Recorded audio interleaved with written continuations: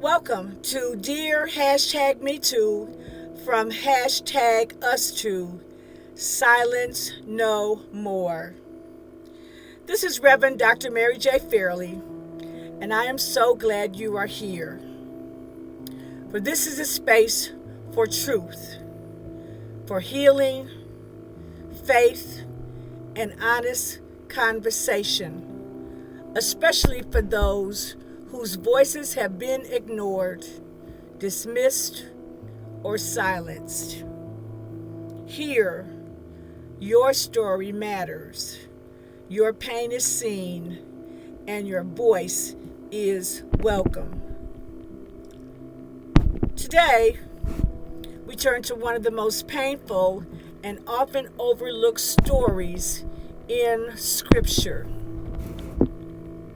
This episode, I want to warn you, contains themes of sexual violence and abuse. Please listen with care and give yourself permission to pause if needed. This is the story of Tamar. And before we reflect on her pain, let us enter the story through a dramatic paraphrase of 2 Samuel chapter 13, verses 2 through 14.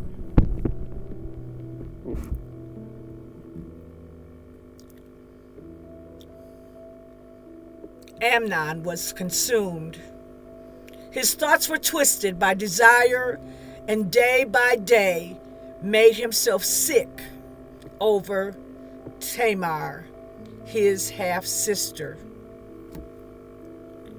She was innocent, untouched, protected, and because she was a virgin, he saw no easy way to get near her. But there was someone watching him. Oh, there's always someone watching.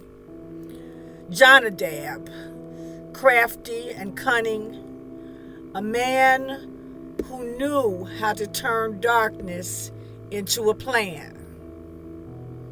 And so he said to Amnon, "Why do you look so troubled day after day? You are the king's son. Tell me, what's wrong?" And Amnon answered, "I want Tamar." Then Jonadab whispered a scheme. "Pretend you are sick. Lie in your bed. And when the king comes to see you, ask him to send Tamar to prepare food for you. Tell him you want her to feed you with her own hands." So Amnon did exactly that. He pretended to be weak. He acted like he was sick. And when the king came, Amnon said to him, "Please, send Tamar to make food for me so I may eat from her hand." And David sent for Tamar. And Tamar came. She took flour, she kneaded it, she shaped the cake, she baked them before him. She did what was asked of her. She served in innocence, never knowing that kindness had been trapped inside deception. But Amnon would not eat. Instead, he said, "Send everyone out." And the room emptied. Then he said to Tamar, "Bring the food into my chamber so I may eat from your hand." Still unaware, Tamar took what she had prepared and brought it to him. But when she came near him, he reached out, grabbed her, and said, "Come, lie with me, my sister." And Tamar answered him with horror and protest, "No, my brother, no. Do not force me. This should never be done in Israel. Do not do this disgraceful thing. Where could I take my shame, and what would become of you? You would be counted among the vile and foolish in Israel. Oh, please, speak to the king. Do not do this evil. But he would not listen. He refused her voice. He ignored her pleas. He rejected her humanity. And because he was stronger than she was, he overpowered her and violated her.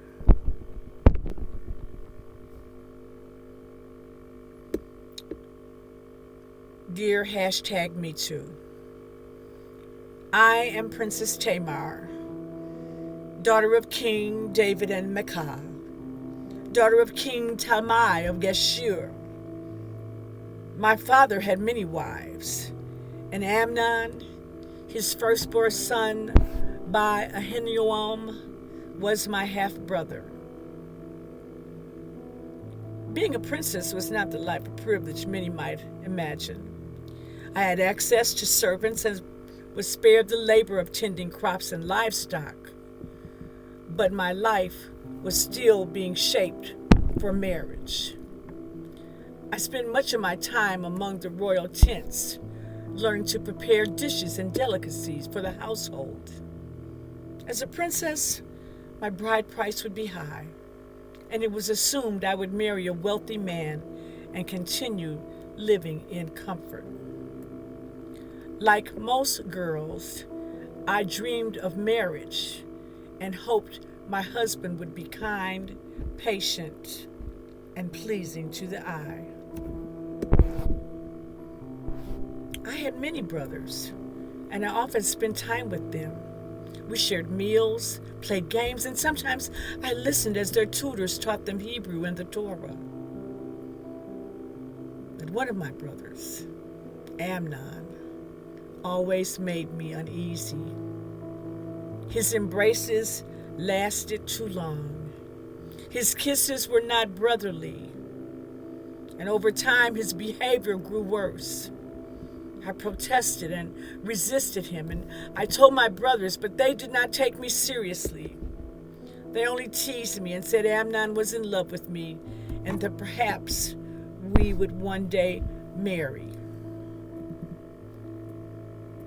I was relieved when I heard Amnon had become ill and would not be joining us. Oh, for a few days I no longer had to endure his taunts and unwanted touching. But that relief did not last long. Soon I received a message from my father the king, telling me to prepare one of Amnon's favorite stews and take it to him in hopes that he would recover. Reluctantly, I obeyed. I prepared the stew carefully, covered myself in layers of linen and silk, and took my handmaid with me to his room. Amnon looked pale and weak. He dismissed my handmaid and asked me to feed him because he claimed he was too weak to do it himself. I took a spoonful of stew and moved near him, and just as I lifted it toward his lips, he struck the bowl from my hand. The stew and the spoon flew across the room. Then he grabbed me. He threw me onto his bed and covered my head, tore at my garments, and forced himself on me.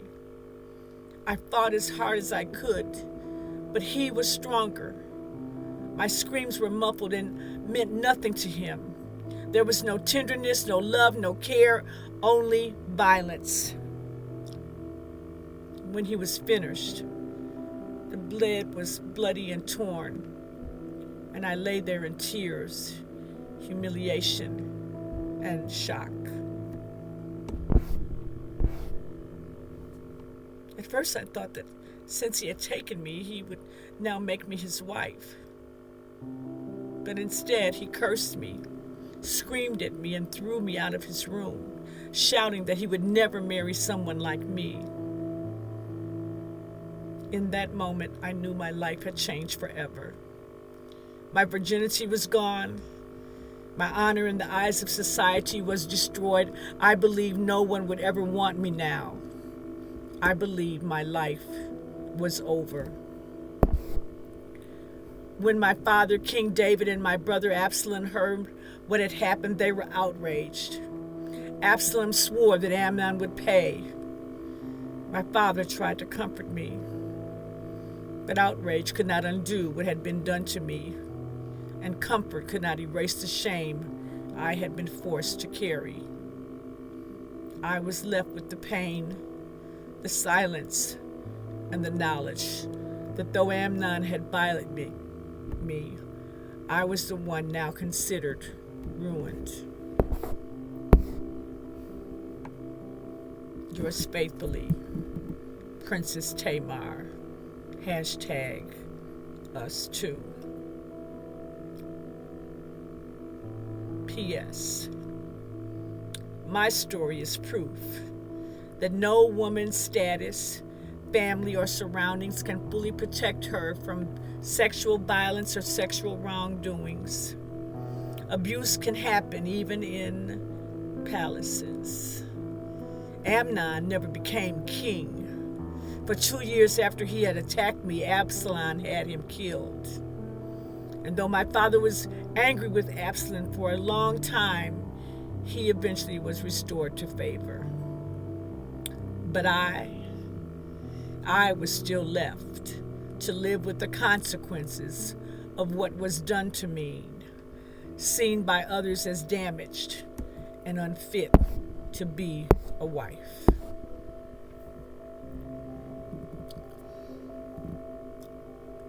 Tamar's story is not a footnote. It is a wound in the text that refuses to close. And I believe God left it open on purpose. In 2 Samuel chapter 13, we are given a woman who did everything right. She obeyed her father. She served with her hands. She spoke with clarity and courage in the face of assault. She said no, which somebody says is a complete sentence in itself. She named the wrong. She even offered an alternative, and still she was violated. And then she was silenced. What troubles the theologian in me is not just what Amnon did. It is what the text records next. Oh, King David, her father, was angry, but he did nothing. The scripture says he would not punish Amnon because he loved him, for he was his firstborn. And Tamar, the innocent one, was left to live in desolation in her brother Absalom's house. This is the theology of protected power versus unprotected womanhood.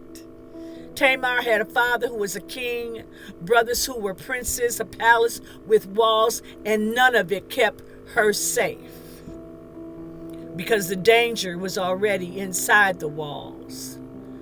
The threat wore a familiar face, and it called her sister.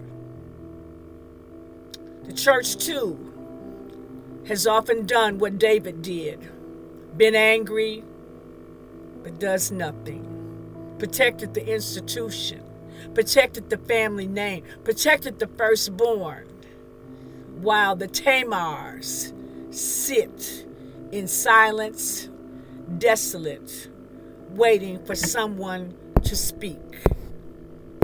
But here is where the gospel breaks in. For the God of Scripture is not David. Our God does not love the perpetrator more than the wounded. The God revealed in Jesus Christ is the one who seeks the lost sheep, who heals the woman with the issue of blood, who stops the stoning, who sees Hagar in the wilderness and says, I see you. Oh, the God of the Bible has a long and holy history of finding the ones the powerful have discarded. Tamar was not forgotten by God, even when she was forgotten by her father, her brother, her culture, and her text. And neither are you.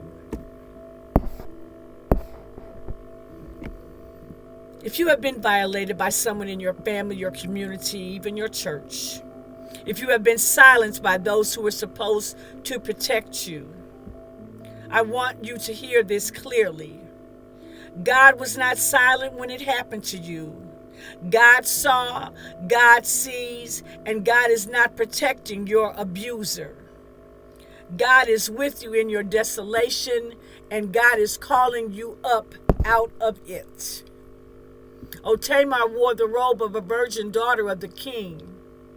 When Amnon was done with her, she tore it and put ashes on her head, the ancient sign of mourning and grief.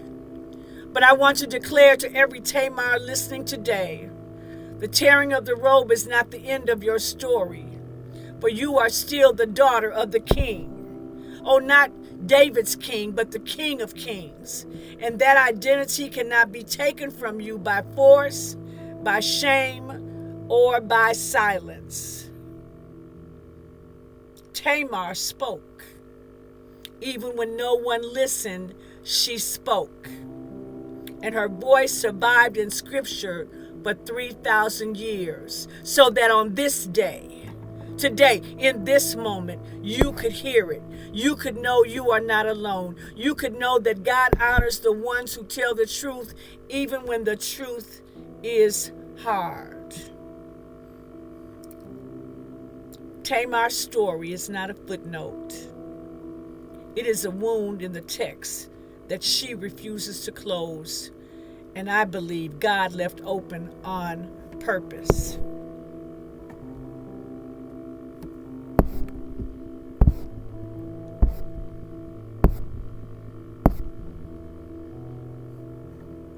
I want to thank you for joining me for this episode of Dear #MeToo from #US2. Silence no more. This is Reverend Dr. Mary J.Fairley. And my prayer is that what you heard today has encouraged your heart, strengthened your voice, and reminded you that your story matters.